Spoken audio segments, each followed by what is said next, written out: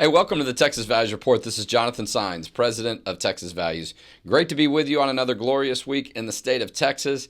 It's back to school week for a lot of schools across the state of Texas. Not all of them, I don't think, but a good number. And look, we've got great information and new laws on back to school. So we'll be putting up an article on that very soon. But go to our website, 10commandmentstexas.com, if you want to find out more information about the Texas 10 Commandments law in the state of Texas. Those 10 Commandments posters are going up in schools all across the state of Texas. The new law requires that there be a poster in every classroom. Okay, we estimate it could be 300,000 classrooms in the state of Texas. A lot of ground to cover. So 10commandmentstexas.com. Go to that website, learn more about that issue, the law, and click the button to order the posters for your school and donate them and help that school district, your school district, get them put up. And when you do, select the drop-down menu there, item as the source, Texas Values. So the coalition that we're working for knows that a lot of people are coming to our website and working with us on this important issue as we led the effort to get that state law passed. You know, speaking of laws that were passed, we're in the middle of a special session that's about to end, but then a new one's going to start. So we usually don't have legislative work at the state capitol this time of year. The regular session ends at the end of May, but that's not the case. And oftentimes there are special sessions, and I'll talk a little bit more about that in the broadcast. But someone who we've worked on a lot on passing laws in the state of Texas is going to be our guest today on the Texas Values Report. She's also going to be a speaker at our Texas Faith Fest annual event that we have in the fall. She's a returning speaker. She spoke before a couple years ago. We're glad to have her back, and there's going to be a lot of things to talk about, a lot of good updates, including a new law that was passed in the state of Texas that makes it clear if insurance companies give coverage for people that are transitioning from their natural male or female to the other sex or trying to, they got to cover insurance for the detransitioners. Speaking of that, that's what a lot of people refer to Chloe Cole as a detransitioner. We'll let her tell a little bit more of her story in a minute. She's also a senior fellow with Do No Harm. And look, doing a lot of great work across the country to raise awareness on the issue of really the dishonesty that's going on, particularly with kids that are going through these sex change operations and procedures. Chloe, welcome back to the Texas Values Report. Thank you for having me back. Well, it's great to spend time with you and, really to capture you for 10 or 15 minutes. You're very active, which is great. I think it's wonderful how you have settled into such an important role, not only for Texas and individual states, but all across the country. And I imagine throughout the world, you're getting a lot of recognition. That includes speaking at events. That includes being very active on social media.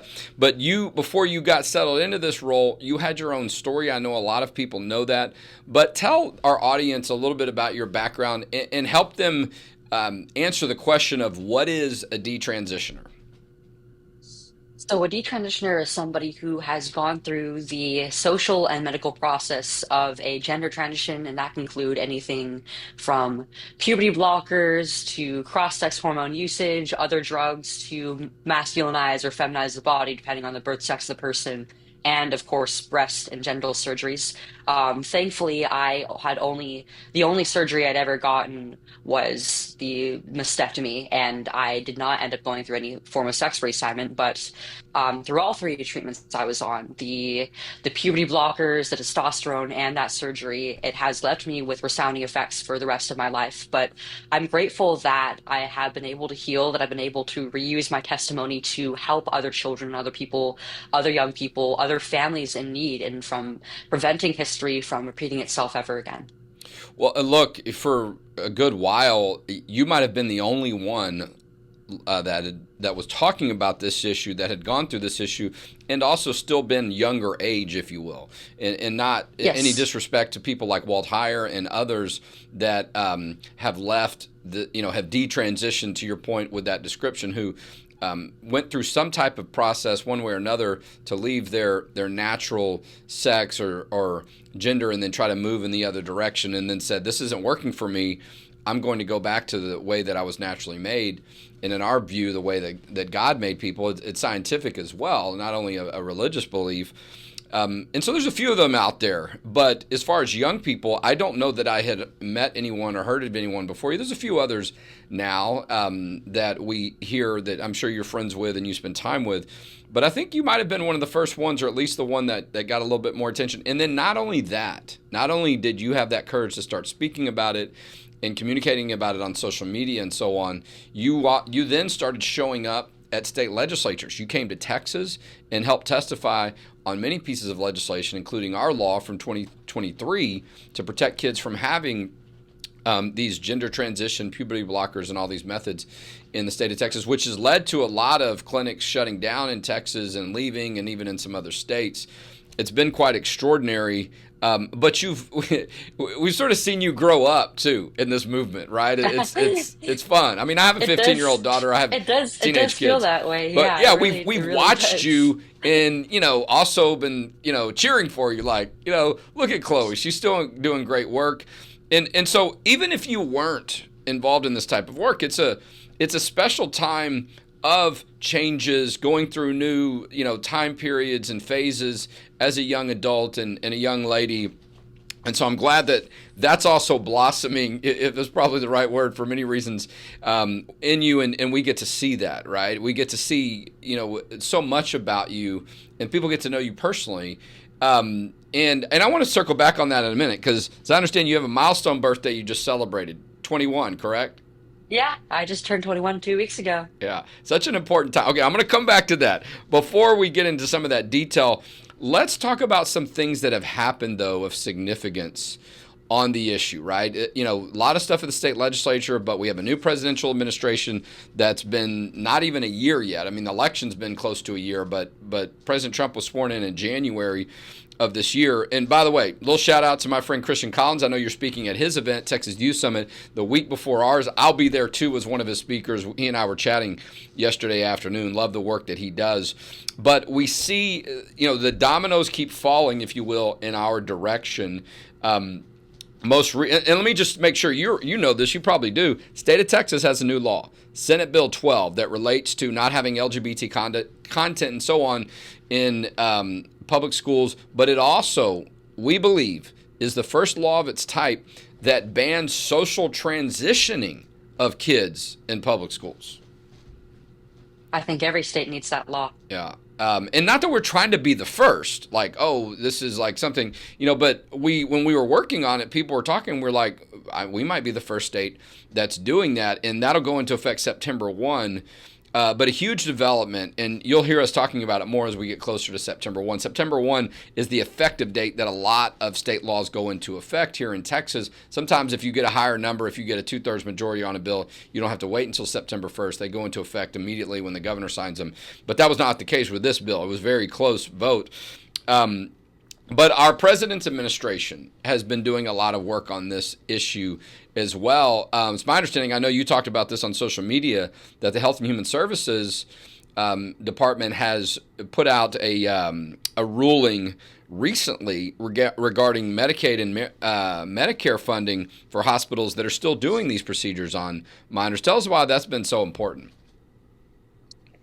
I mean, there's still so many children's clinics that are performing these treatments, that are removing their healthy body parts, that are drugging them and making it so that they go into their adulthood being sterilized, not capable of any sexual functioning as adults. And this is all being done while still being funded by our federal government in so many different ways. And if we want to stop these clinics from performing these abuses, we have to cut off their funding. The money is what is going to hurt the most. Yeah. Would you say that's probably one of the biggest keys, right? If they don't have taxpayer dollars, they don't have that taxpayer funding, that's probably one of the significant sources of their income, and could really cripple them to where we might see it'd be very difficult for any of these entities to operate that are still doing or involved in some way in these so-called transition methods on kids, minors, right, under 18, including places like Planned Parenthood. But and I'm not, I don't have the data on that, but it certainly seems like whatever the percentage is, that taxpayer dollars that these hospitals use to then try to transition kids from male to female or female to male, whatever they try to do, puberty blockers, surgeries, cutting off healthy body parts, a significant amount of their source of income's got to be from taxpayer dollars. Right. And as a taxpayer now, as an adult, the last thing I want for my money to go is to continue the abuses that have happened to me. Now, the removal of taxpayer funds from these treatments is hardly the final step in stopping it, because unfortunately, it's just going to lead to a lot of doctors referring these kids to private practice and continuing these abuses there. And so it has to be banned completely off the map in every state and completely federally. But this is still a massive and a major step. Yeah, there's no doubt. And, I remember what the number was I last checked on some of the states that have some version of a help not harm bill, similar to what Texas has, that stops the procedures on kids, these transition procedures. Any states new, or any states that you're been involved in recently that you think might be next? Um, I don't really know which states are going to put these laws into effect in their next session. Yeah. But especially after the Scrimeti ruling that has determined Yep. that choosing to protect children from medical abuse is in fact constitutional. Yep. I think that there are going to be a lot of states next year that are going to put these bans in effect. No, you're right, because there are probably a lot of states that were finishing up their legislative year, or had already gotten started. Sometimes it can be hard to then start a bill. You're talking about the Scrimeti case from Tennessee. This is a U.S. Supreme Court case that upheld the right of the state of Tennessee to have laws to protect kids from these transition periods on minors, and which also meant states like Texas and other states that have them, it's a signal to them, your right and your ability to have that law existed is arguably protected. Just for a second for folks, when things are litigated at the U.S. Supreme Court, they don't always impact other states, but most of the time they do. So if you've got a law like the one in Tennessee where the Supreme Court said it's fine to have a law like that, if it's good for Tennessee, it should be good for Texas. And what an incredible victory. We spent some time with you. I believe we were up there for the oral argument and got to see you there. But what was that day like for you when the decision came down?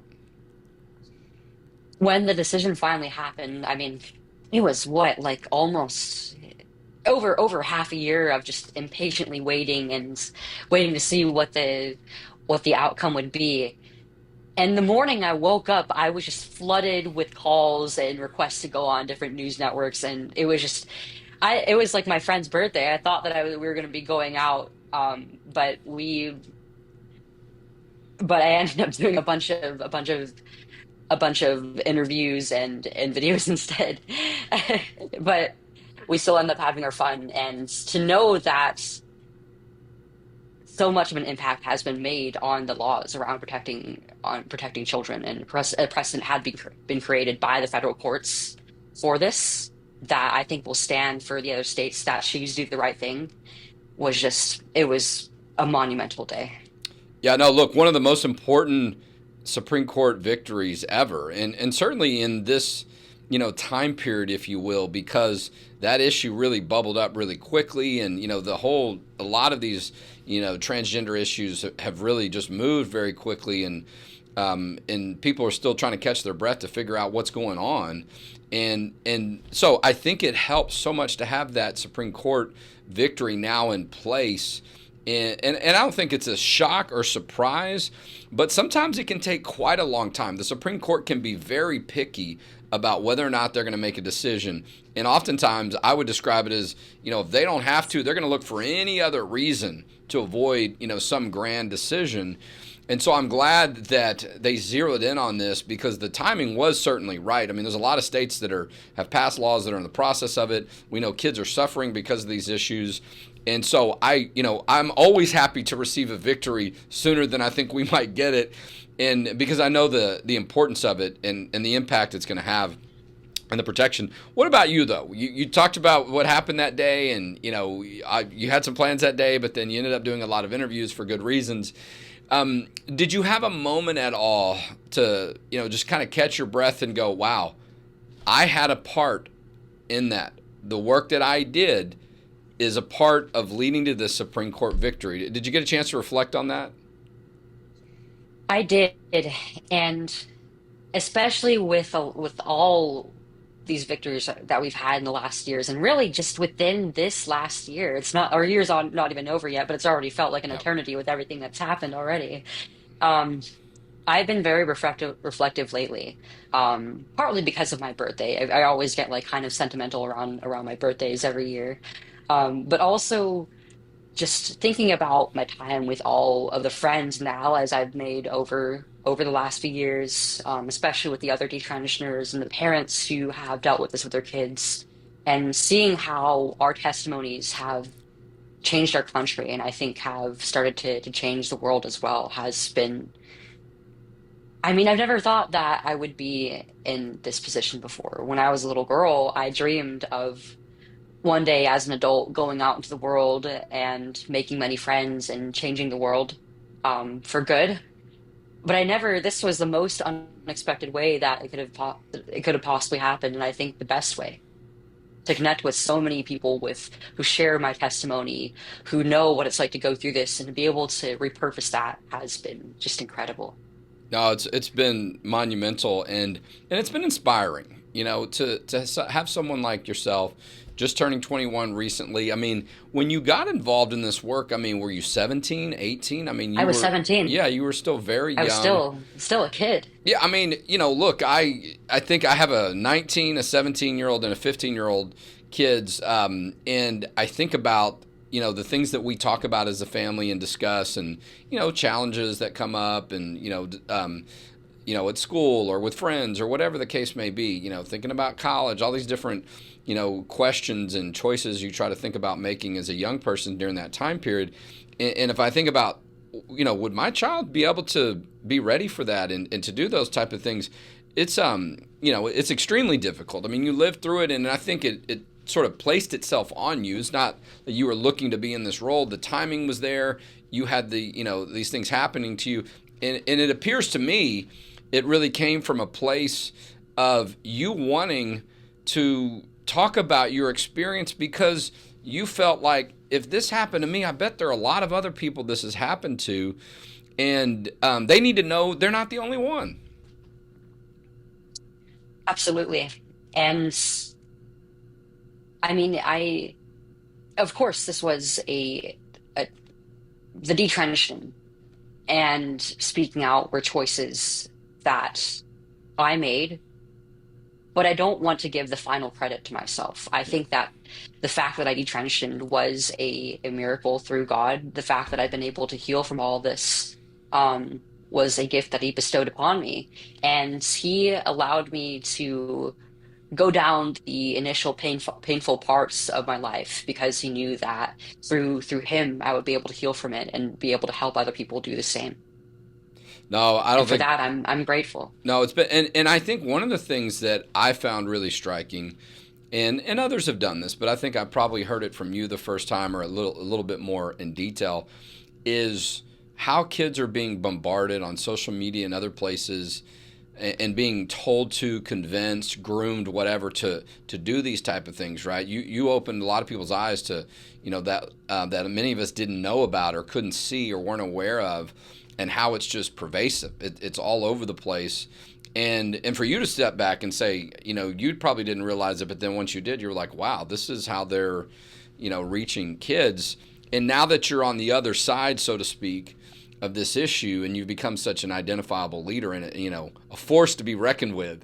There's people that don't like you, right? And that's been a big part of this issue all along. Even when I'm sure you went through your time period of saying, I'm not going to I'm going to go back to the way I was naturally made, and I want to talk about it and share my experience. There's so much of what's on the kids is the people that are pushing these transition things and the gender ideology. Not all of them, okay, but many of them can be absolutely aggressive. They can be, unapologetic and just, nasty, violent, and it's such a hostile environment for kids that, no wonder a lot of kids aren't speaking about it or speaking up because they're afraid. The Southern Poverty Law Center, not that they're any, great organization, but they've got their national place, if you will, and people listen to them, they put you on a hate list? What was this? Yeah, I along with a lot of people who I wouldn't even think at all as hateful, people like Allie Beth Stuckey, Who's a Tim Pool, Texan, were by the put on way? the same list. Yeah, Oh, good for her. I didn't know that she was from yeah. Texas, actually. I feel like it's something I should know. That's Um, okay. but it's all for speaking, just for choosing to speak the truth. I think we've all known for a long time that the Southern Poverty Law Center is just a scam organization at this point, and they don't care about anything that's in their name. They don't care. They don't care about poverty. They don't care about poverty. They don't care about the law. They probably don't even care about the South. But the fact that they're putting people like me just for being honest about our experiences and about the truth of the abuses that are happening in our hospital systems to families everywhere in the United States shows that they shouldn't be listened to. They don't deserve to be listened to. Well, and look, that's been a And big part of this issue. You go back 10 years, maybe before that, whenever, and even recently as well, is if people spoke out against these issues or expressed concerns or maybe even asked questions, they were labeled, that's hate speech. You're a hater. You're a bad person. You're a bigot, right? And I think groups like the Southern Poverty Law Center, they perpetuate that, if not encourage that, by the way that they label people who simply disagree with them, right? I was speaking to a group yesterday in Dallas at the World Affairs Council, which is a part of the U.S. Department of State of our federal government. And there were leaders there from over 30 countries talking about religious freedom. I was invited to give a presentation about religious freedom. And I was thinking about how the differences that we have, and, particularly when you think about different religions, people can find a lot of things to disagree about. There are wars on these things sometimes. And so we were in a room together where, we had some differences or whatever. We're having some really healthy and important discussions. And, these people out there that push the gender ideology, the transition on kids, I mean, they are so quick, many of them, to jump on people, to make you the bad guy, the enemy, and be very vicious about it, right? And so right. that's what I think you see And happening. And now, because you've been so yeah, effective, they want to just put some label on you. I mean, that's not going to shut you up. right. I knew from the very beginning of my choosing to speak up that I would receive a great deal of backlash for it. Because the very moment that I detransitioned, and even while I was still transgender, whenever I would talk with other transgender people and talk about things that, even just giving opinions about transitioning that they didn't agree with, Yeah. they got so angry at me. So when it was time for me to come out of this community, when I said goodbye, I am no longer living this lifestyle because it's hurting me, they were vicious. They told me that it was all my fault, that I should have known better, that I was an idiot, that I deserved to be in pain, that I didn't deserve doctors or a family who would be supportive. And there were even people who were going after me, telling me, compelling me to end my life just for the fact that I said no. But I mean, even as I've faced their hatred just for speaking out. Even as I've been harassed, even assaulted um, across state capitals and colleges, even as they tried to shout me down and protest, they couldn't help. They really couldn't drown the voices like mine out. I mean, no matter how hard I tried, no matter what they've labeled me, it became clear that my story is one that should never have happened in the first place. That children deserve better than to go through this, and that the people have been lied to for far too long about what this actually entails for our kids and for our families. And even as they tried to shout over me, the truth prevailed. No, look, I mean, I couldn't have said any better. And I know that it still takes courage, though, every day. Even though you've now been there for a few years, several years, there's still people out there that are, still want to chip away. And I want to step back for a second, too. And I'm trying to share this to my Facebook page, because this conversation is just absolutely extraordinary. and I want other people to benefit from it. And I invite our viewers and listeners, share this on your Facebook page too. We just got about a minute or two left, though. And you talked about, though, when you were facing some opposition and hostility, that people were saying you should just kill yourself, commit suicide. I mentioned I have teenage kids. Even if I didn't, that is such a fragile time for so many reasons, right? For young people, the teenage years and all those different things. And we hear about this a lot, right? That if you don't let someone transition, if you don't call them by their pronouns, if you don't do whatever they say to follow their beliefs on this gender ideology, that they're going to commit suicide. When the reality is, which is a manipulative way to do this issue and a threat, the reality is, from what we've seen as well, and your personal testimony on this, the suicide rate and the threat of suicide is actually higher for the people that are involved in it. And a lot of it is this struggle. Maybe it's this hostile environment some of these people create. But, for people that talk about being compassionate and affirming, right, for them to be so vicious, and a lot of it, I feel like it's a matter of shame. They want to shame you. They want to blame you. They want you to feel, and others to feel like you have to take some responsibility when the decisions that you made and other people made when they were younger and so on, many of them, if not all of them, are based on lies, deception. There's so much dishonesty. There's so much corruption in the movement to convince parents and kids to transition themselves or their child from male to female or female to male. Because if they were telling the truth, like you are, I imagine very few of them would do that. Right. And I mean, the fact that they're even telling children from the very beginning of their confusion that it's either transition or death is incredibly cruel of them. But a child is as strong as you raise them. If you tell them that they're literally not going to be able to survive without living a lie, they're going to believe you because you're an adult who they trust. But if you tell them, you can get through this, you can get through this distress and through this confusion, and you can figure out who you are without being hurt, you're going to prevent them from going down a lifetime of living, of going through pain, of being sterile, of not being able to experience adulthood to its fullest. And every child deserves that chance. Ultimately, that's what people like us are fighting for. We don't hate these children. We don't hate these people who are confused about who they are. We want to give them a helping hand out of it.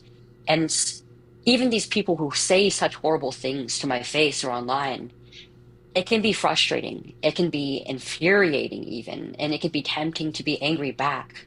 But I know what they're going through. I know that they are not happy, that they are suffering. And I think that even while they should be held accountable for the things that they say and do, we also need to extend them some grace and understand that they're not acting out for no reason. They need help, and it's on us to give them that. Yeah, no, look, those breakthroughs can happen. I mean, and we see them sometimes at the Capitol, right? When people are testifying against each other, and we try to, our folks not always are perfect, but try to extend some grace and opportunity. Sometimes those conversations can happen right there at the state Capitol, because that's one of the few times where maybe you're right, the two sides are that close to each other. Okay. These are the many reasons, people, you got to come to our event, Texas Faith Fest, September 26th and 27th. And listen to more of Chloe's story and also the great work she's doing now, the transformation work, the life-saving work she's doing. But there's something special about meeting people in person and also getting to have that connection. Bring your kids to this event. Let them hear what Chloe's had to go through. Let them meet her and be inspired by her. Because I've seen it happen when she spoke at our event 2 years ago. There's very few people that have her credibility, that have her story, that can cover this issue and with such credibility and authenticity. And she's very pleasant to be around as well. She's great to talk to. She's got a wonderful smile. And September 26th and 27th, go to our website, texasfaithfest.com. All right, let's wrap up. You turned 21, having a lot of fun. Now you're an adult. Now you've really got to be responsible and figure the rest of your life out. But I think you're off to a good start. What's it been like I for think you? so. Um, Turning it's just 21. turning 21. I had a really good birthday. My friends took me out to a hot pot place. We had some barbecue too, and then we went to karaoke afterward. Yeah. I mean, I'm not much of a drinker. I prefer to stay sober and sober minded. Um, and that's something that for anybody who's watching who hasn't turned 21 yet, I would like to encourage. You don't have to get absolutely wasted in order to enjoy your birthday. You want to make it a night that you're actually going to remember.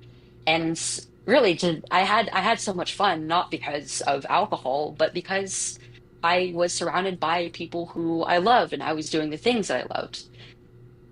No, it's true. And look, for what you've been through, I'm sure there are a lot of people that think they're not going to get to their next birthday, right? They may not feel excited about getting to their next birthday. So I think you I have didn't think plenty to celebrate at 21. Yeah, yeah. I didn't. It was a very reflective day, a really reflective week for me. Thinking about the fact that I'd made it to my 21st trip around the sun, because in just years before, I thought that I was so broken and so damaged that I wouldn't even make it to 18. And here I am today. And I'm able to share that joy and that hope with other young people who may have suffered through the things that I have or through other things. I want to show that the final message that I want to impart to other people is that no matter what you've been through and no matter what you've lost, you are not irredeemable. You are capable of being saved and healing. No, you're absolutely right. And I'll tell you, okay, I'll show a little bit more of myself here. If we're ever in the same place where they're doing karaoke, I will sing karaoke with you because I love a great karaoke party. My team knows that. They're probably laughing, watching. They're like, yep, he can't really sing well, but yes, he likes karaoke. It's so Let's much make it a fun. plan. That's so much fun. Well, listen, we're looking forward to seeing you at our event, Texas Faith Fest. Little hint, it might be Friday that Chloe's speaking, but September 26th and 27th, Friday and Saturday, is the event, texasfaithfest.com. Chloe Cole is going to be a speaker at that event, and she's been our guest today on the Texas Values Report. Thanks, Chloe. Thank you so much. Okay, it's a lot of stuff I didn't cover. I'm going to be in San Antonio tomorrow. There's a court hearing on the Texas Ten Commandments law that some people have challenged, and I'll be reporting on what's happening. We're actually trying to get a legal document over to the court today, putting our opinion out there on how we think the court should rule and protect the Texas Ten Commandments law. So we'll have some updates about that tomorrow. And look, if you see value in our work, great time to donate. We're going to do some back-to-school stuff so people know the new laws. A lot of stuff to cover there. You got questions, contact our office. All the work we do is free, but that's because people like you donate, including our great friends, Eagle Peak Shooting Range, Jim Day. Love all the work that they do. Go see them. Go to their shooting range. Visit their business. They are a sponsor of this podcast today, but our website is txvalues.org. You can go there. You can make that tax-deductible donation today and help us protect faith, family, and freedom in the state of Texas. And we'll talk to you next week on the Texas Values Report.